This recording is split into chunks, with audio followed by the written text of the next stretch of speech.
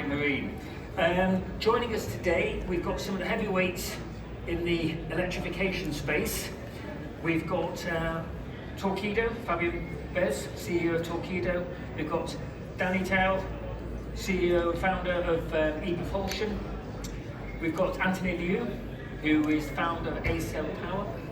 And we're also joined by Jana Nelman from Flux Marine. Thank you for joining us, guys. We're going to talk a little bit today about where the market is now in terms of electrification and what are the challenges and the opportunities that lie ahead. And so I'm going to pass over to Christoph, who's going to kick off proceedings. With pleasure, thanks.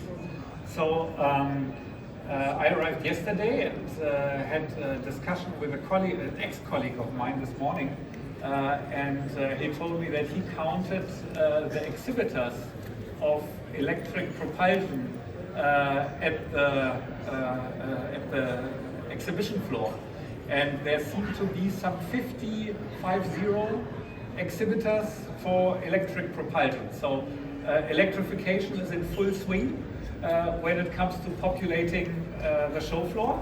The question is it also in full swing when it comes to growing market share in the market? Where do we stand in electrification? Are we making fast progress, or do we wish it could be faster? I counted it today. I think it was 52. So tomorrow it's 55. So that's at least how it feels, to be honest. That see a lot of companies going into that direction. But for me, the more important, to be honest, is not the sheer amount. It's what we see from the heavyweight players, let's say. So from the established players, that they really have made a strategic decision for electric propulsion, and we see that. And yes, we are, I would say, a good example. Recently being acquired by Yamaha, but we also see Mercury, and we see Yamaha with an award. So the big ones are really going that direction, and I think that is what we need to see in order to shape an industry. And I'm happy to see that.